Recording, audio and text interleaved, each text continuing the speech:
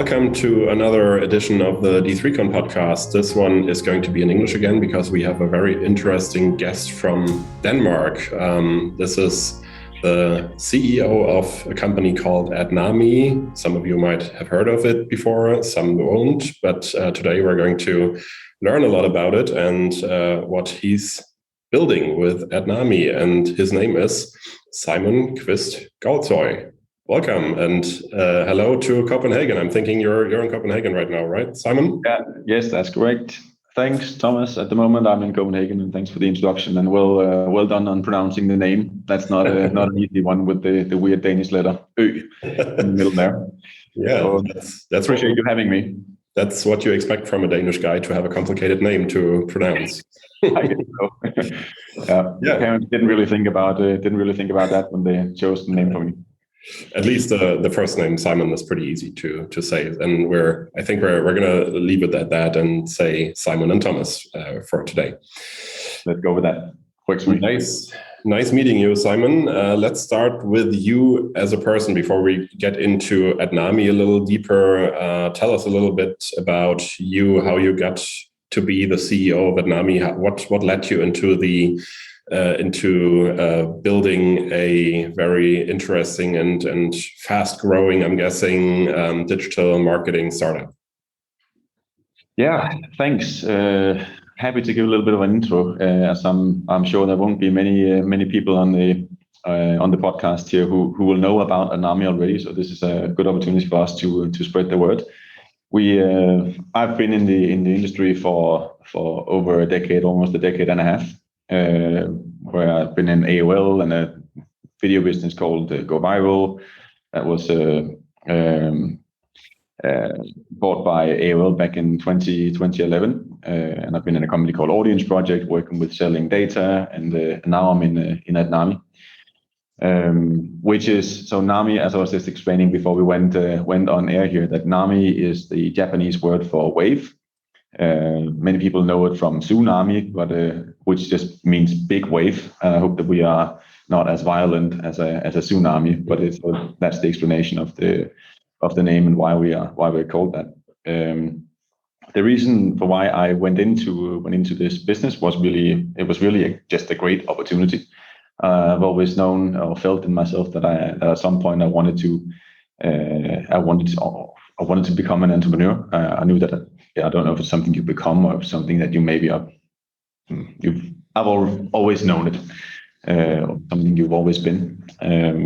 So when the opportunity came along, where there was an MVP of a product, and it solved what seemed to be a universal problem in the industry of simplifying and scaling high impact advertising, I jumped on it and thought, hey, let's give this a go. So that was over 2 years ago now, 2.5 years ago, in March 2019, where I was the first employee. So it wasn't founded by me, but I was the first full-time employee to establish a business around this product. So now we've come some way. At least we are a good bunch of savvy and fun people based in Copenhagen and London and Stockholm. And we service mostly publishers, digital sales houses, and agencies and advertisers direct. With being, you could describe it as a tech middleware company. We are untangling what is a very tangled digital media buying ecosystem that we're all working in every day. Okay. And we specifically do it for high impact advertising. I don't know if that's sort of explains it, hopefully. I think we're going to dig a little deeper into that in a moment. First, I would like to comment on your Go Viral history. That seemed interesting to me because they also had an office in Hamburg, so I've known them also in the time that you were there. Very interesting background, and also very successful European ad tech or digital marketing business that you've been part of there.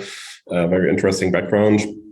Maybe also let's get a little deeper into Adnami. You were speaking about trying to build something interesting, maybe even revolutionary in the high impact advertising space, maybe you should take another minute to explain to our listeners what you mean with high impact advertising in this context. What kind of high impact advertising does Adnami help create or distribute?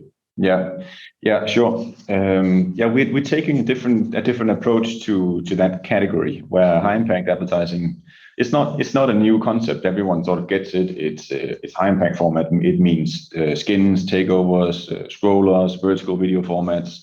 Mm-hmm. Basically, it's any advertising format digitally that breaks out of the iframe that it is loaded into. Mm-hmm. So it is historically something that publishers individually have been managing themselves, doing in-house formats, and they've been developing those and maintaining those formats through in-house dev teams.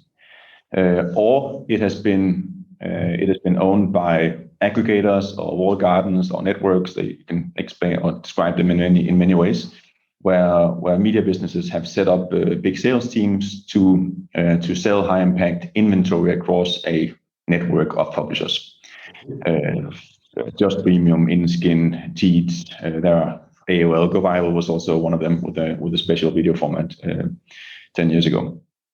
Where our mission is to democratize the technology that makes all of this possible, and not just to leave with one high impact format, but to own a category of high impact formats. So we are offering a toolbox that publishers and agencies can leverage to trade high impact inventory effectively with each other.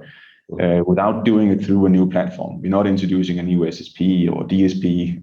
They can just leverage the existing tech stack if they're using GAM or if they're using whatever SSP, Magnite or PubMatic or DV360 or the Trade Desk ad form. It doesn't matter. In that sense, it's tech agnostic, but it gives the publishers a really premium ad product to sell. And it gives a scalable solution for the agencies and trading desks and advertisers to buy this inventory. So before Adnami, you could more or less only buy this inventory on an IO basis and from publishers direct, where because we're certified into all those programmatic platforms, we can enable this inventory through the DSPs and SSPs. So the workflows are unchanged when we're in the picture. So we standardize the high impact formats across the landscape of publishers, and we enable it programmatically for the buy side. So that's really it. So we're not trying to the media revenue doesn't flow through us. So that's what I mean being a tech middleware business. We're just solving that problem of fragmentation and limited programmatic capabilities. That sounds totally plausible to me. Just one question that I'm wondering, why is this happening only in 2021 and not 5 years earlier? Do you have any idea why this wouldn't have been possible before? I mean, the need for it is actually pretty obvious, isn't it? Or it has been a couple of years ago already. Yeah, I agree. And that's also why, as I said, that it's not something new. High impact existed for a while, or for 2 decades, since we saw the first skin arrive, or maybe it's even longer ago. But I think the reason why it hasn't been solved is that it requires a pretty advanced product to keep all of this distribution infrastructure up to date and make sure media is certified, and also to that level of standardization. So because all websites on the planet have slightly different designs, they have different content widths and heights and diffs on the sites, where other ad units, etc. And our technology takes all of that into account. So it's not because of our technology, we can provide a one-size-fits-all solution, but it certainly isn't without it. So it's an easy problem to explain and understand, but the underlying tech solution to make it work and make it scalable is surprisingly complex. I remember I asked a very similar question in my first job interview, like, is this really why haven't anyone done this? Can this be for real? Is this really a business? But it turned out that it often turns out that way, that the more you dig into it, the more complex it gets. I would guess that some part of the reason why it's still in its infancy, the whole thing, is that it also requires some level of creativity on the advertiser side, that not many advertisers are willing to create creatives for things like that. And that's probably only been growing during the last couple of years, and hopefully is going to be growing in the next couple of years. But that's maybe also something that is a hurdle for your business, isn't it? If what I think, sorry, I don't know if I'm getting it right, but I had the advertisers having to go, so to say, an extra mile to create creatives for that type of format. It's more effort for them than just to have some standard banners, right? Yeah, it's a lot of hassle for the advertisers if you don't have a solution that is scalable across many websites or all websites. Yeah. So historically, you would have to create a version of the same creative for each publisher you had on the media plan, and obviously that doesn't really scale. So many advertisers and agency planners have stopped recommending high impact because there's too much hassle for them to do the work. But that's what we are changing, and that is really a shame, because there are so many good traits to high impact advertising. It does really work. There's a reason why it's called high impact. It's because it does deliver an impact. Yeah. But it is probably at this point in time, it's a question of supply and demand. So you are helping many publishers in the future to offer a simple solution to get high impact formats on their websites. So this will hopefully also help create more demand for formats like this, because it's going to get so much easier for the advertisers to book these formats on lots of different publishers, right?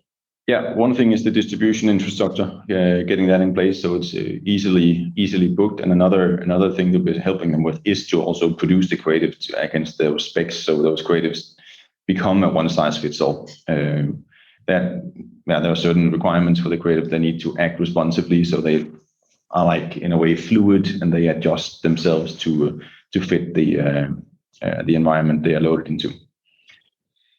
So have you tested this whole thing on your home market in Denmark, which is obviously pretty small, or are you already in other markets? Yeah. It's not just an idea and a PowerPoint presentation. We run more than 15,000 campaigns, and we service more than 5,000 domains now in all parts of the world, but with a concentration in the Nordic markets. Mm-hmm. We cover all 4 Nordic markets, and we have as I said, a team in London, and we also have a few clients in Germany and other markets as well. I was just wondering where you started. So you probably did test first in the home market and in the Nordics, but now you're rolling out worldwide, so to say. Yeah. With a focus on Germany and Netherlands, and US from there. But Germany is right now very much on our agenda and focus. Hence why we're here. Okay. Yeah. Well, hopefully that's going to work out. So in the past, I've often heard that the German publishers are not the most flexible and most innovative, and not the easiest to convince of new ideas like that. But I hope that you're going to be able to do that. Yeah, hopefully. So far so good. It seems that it's a problem that exists everywhere, and I think in many ways the German market is a very promising market for us, because one of our key customer profiles are the media sales houses, and Germany has a lot of those. Yep. We'll see. It's early days for us. Yeah, cool. So much of the industry, or most players in the industry, are spending a lot of time thinking about what happens with the death of cookies and all the privacy and browser restrictions that the industry is facing. I'm guessing that's less of a problem for you, because you are pretty brand advertising focused, or what's your position on that? I could argue both ways. I think predominantly the transformation our industry is going through with the death of the cookie or the cookie depression or whatever we call it is in a lot of ways pushing an agenda towards creativity rather than targeting and tracking. That makes a lot of sense when you can't reach your effectiveness points through data in the same way you could last year or the year before that or the last 10 years. Then you have to do something else. And a natural place to go is to look at creativity and what that can do for you. And I think that is good for us because we are a platform that enables creativity, and it's relevant now, and I think also just high impact in general and video and brand advertising in general is increasing, and is forecasted to grow in next year and the years to come, and that's just because it works. That's because when you we all know it's been documented a number of times by Google and by Nielsen and other research companies that by far the biggest contributor to driving sales derived from online advertising is coming from the creative. It's not coming from the data. I think data is 9 or 11%, where according to Google the creative accounts for up to 70%, and Nielsen I think they came up with the 63% within a digital context. I think 47 within if you take overall marketing. Then the creative accounts for 47%.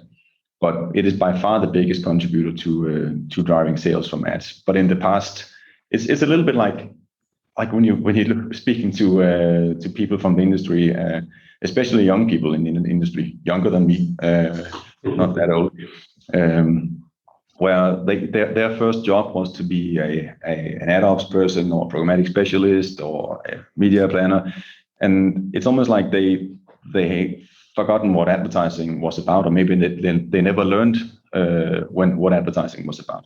But there's a generation of media people that have been that have grown up in the era of programmatic, where the people who also worked in the industry before programmatic arrived, they still remember what creativity or what creativity means.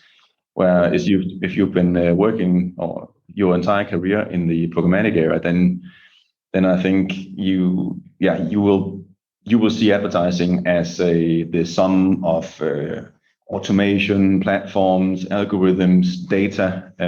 That's been the next step of everything. But that's not really true, right? Because it is still the creative that accounts for sales. And I think it's really healthy for all of us in a way if that pendulum is swinging back, and if that creativity conversation becomes relevant again. And it is becoming relevant again. Yeah, I mean, one thing I found interesting in what you just said is that you are still, what you're describing, I totally would support, but you are still talking a lot about that all this creativity is driving sales. I would think that someone with your business would not educate their customers and their partners to be so much, maybe not even so much focusing on sales, but actually what I think your customers are often also trying to do is not only driving sales, but building brands, right? Yes, but is there a difference? It's end of the day, if the advertising doesn't deliver on the KPI of selling products, maybe not directly as you click an ad and then you check out, put a product in a shopping basket and then check out immediately. That's not how human beings work.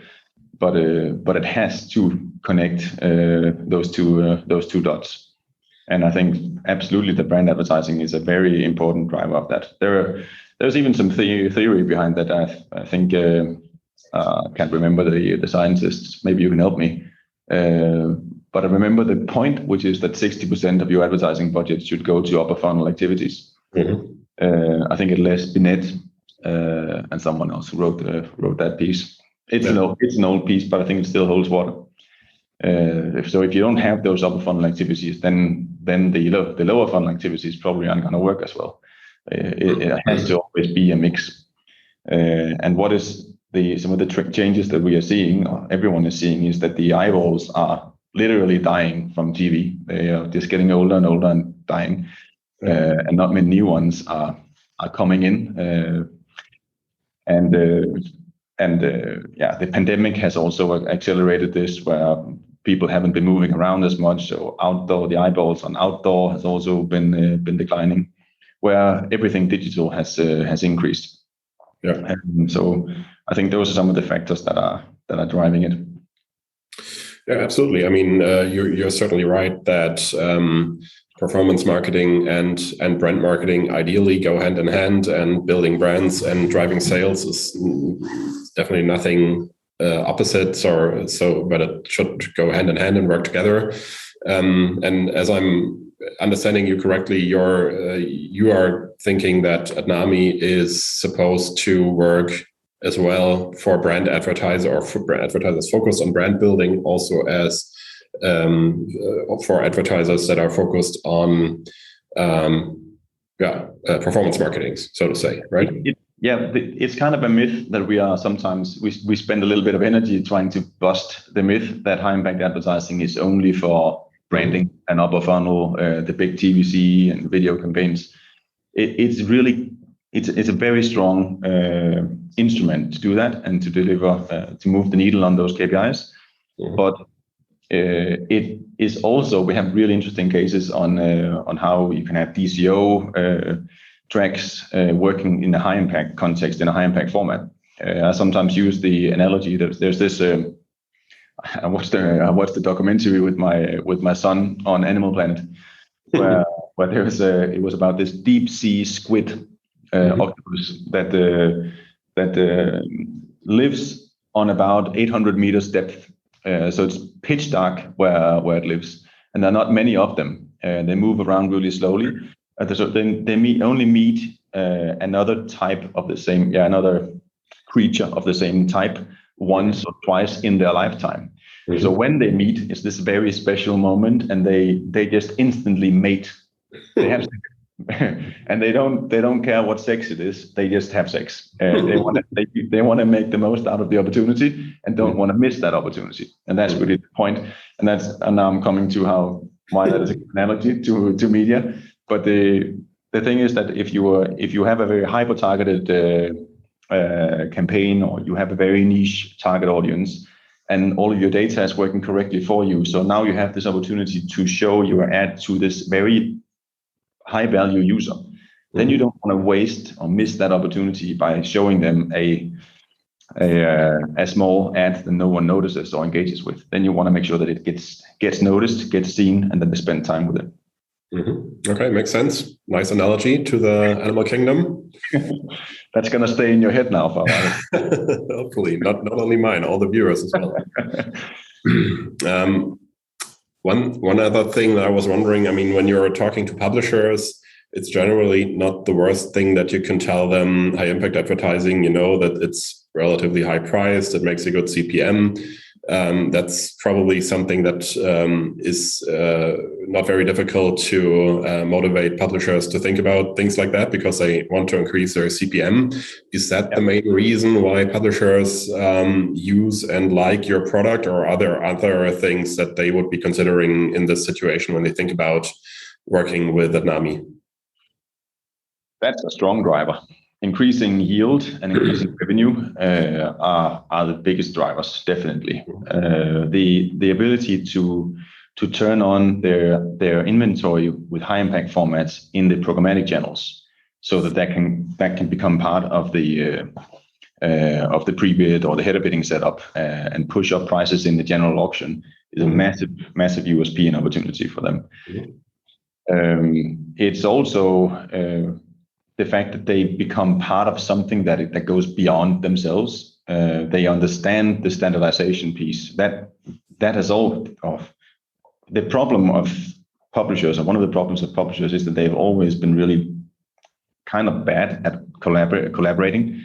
IAB has done a lot of great initiatives, but they haven't solved it for high impact.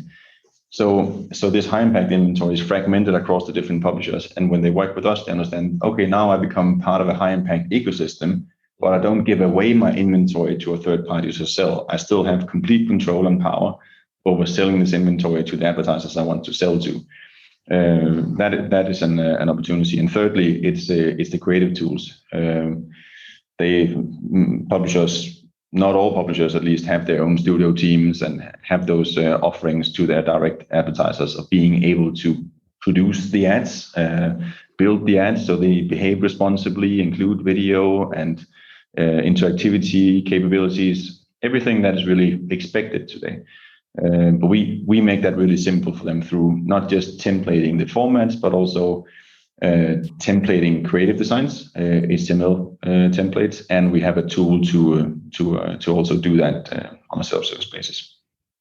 That's the last thing was also the one that I was thinking about, that they also, even if they have, as you said, their own studio to produce content or creatives like that, it's a pretty big cost factor. So they would probably also be happy to save this manual labor of creating high impact campaigns for those advertisers, and they're probably happy to get more efficient in those things, right? Yeah, exactly. That's our mission, is to remove all of those pain points around turning on those brand advertising campaigns. It is really it's a huge opportunity for publishers to turn this on and to tap into this and to, if they can remove the barriers to scale it. Yeah. And that's been the issue so far. Yeah. I forgot there was another point that just came to mind about why this is happening, or this transformation is happening so quickly at the moment. Of course, it's also iOS.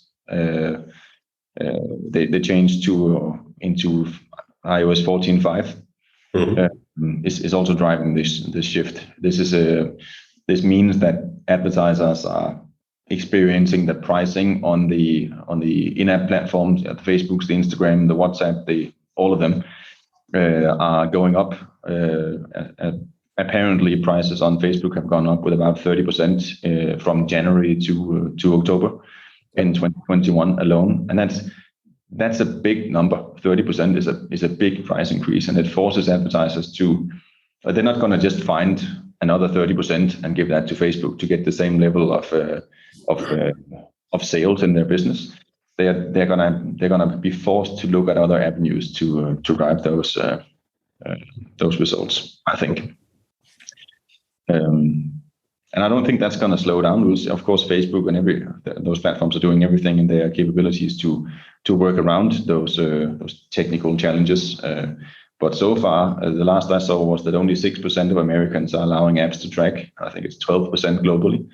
So this is going to have a big impact on targeting and tracking capabilities. Okay.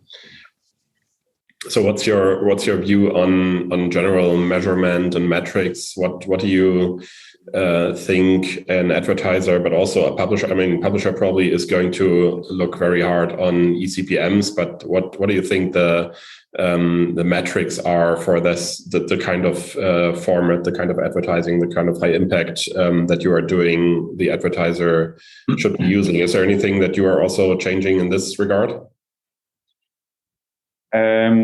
Yes. Well,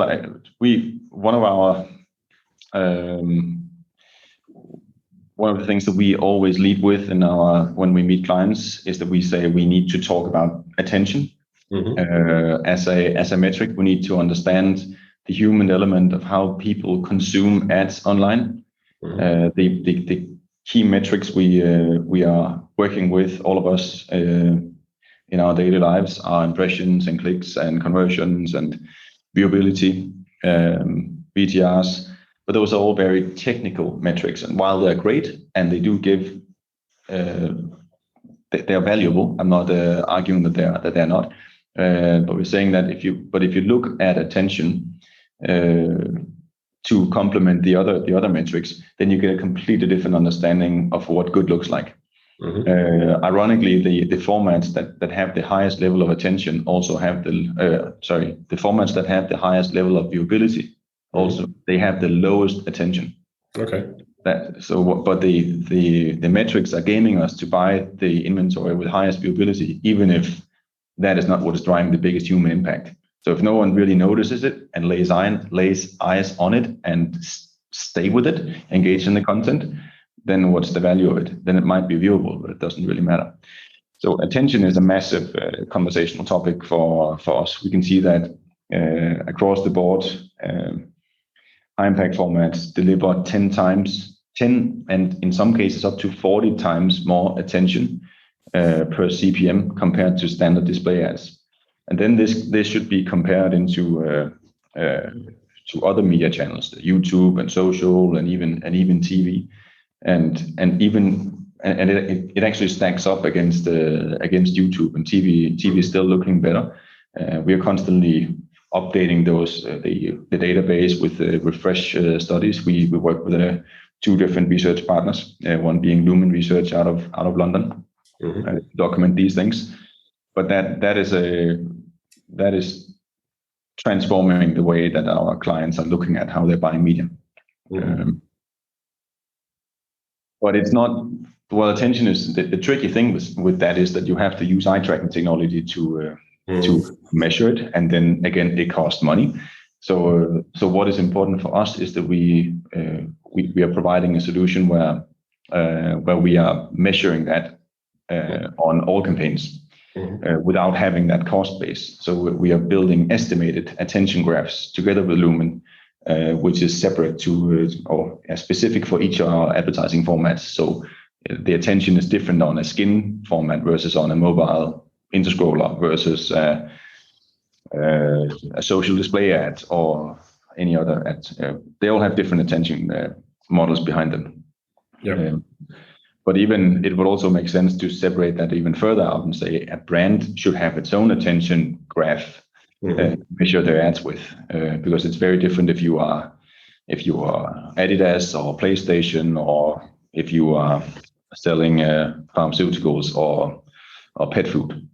Yeah.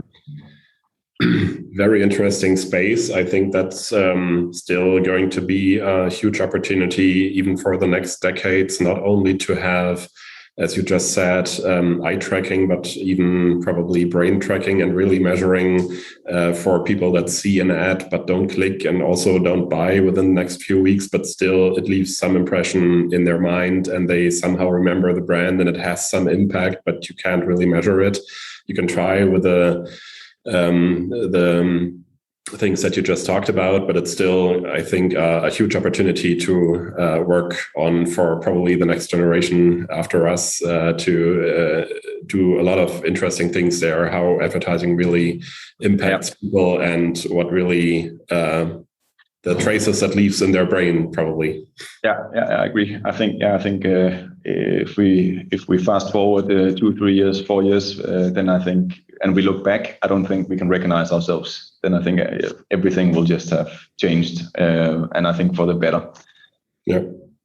Well, what's your plan for the next few years? So the things that are not so far off, but maybe reachable within 22, 23. What do you think Adnami is going to work on in the next few years? I think we'll do whatever we can to continue our mission to provide tools and services that simplify and scale high impact advertising. We have a geographical focus on the Germany and Netherlands and Central Europe, but it definitely also includes APAC and US. We need to be able to service clients across time zones. That's the game for us. But that's the commercial plan of building out the company and our presence, spreading the word, and then the other side of it is, of course, to harden the tech and to build on the technology to remove those pain points with technology that can solve a lot of the pains if we do it right. We're crossing our fingers for that, and looking forward to meeting you at D3Con very soon. Maybe as a very last question, I would like to hear your thoughts on why Copenhagen and Denmark, probably in general, is such an such a good place, obviously, for edtech startups. So I think Go Viral also was a Danish company. Then we have Adform, one of the largest European ones. Then we have Adnami. Probably there's a couple more that I don't even know of. But it seems, for the size of the country and the city, it seems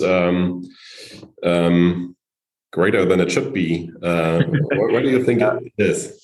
Yeah, but I think there's something to it. It's the political scene, the environment. There are good models for that supports entrepreneurs and startups. That's a big focus from the country, from the government. Mm-hmm. But I think there's also something in the way in the culture of Danes that we're in such a small country. We all have always grown up. I think everyone I know has the perception now that we know that we cannot depend on ourselves. We have to build things that can be sold in other countries. It's not about becoming a market leader in Denmark, because the country is so small that you can't build any tech if that's the limitation of your growth. I think maybe it probably comes back from the Viking stories that we've used to travel out in the world. And then over time, in the last 10-15 years, there's also just a scene of or a pool of talent within digital and entrepreneurial-minded people that want to make a mark on the world. Mm-hmm. Maybe we're just risk takers. I don't know. What do you think?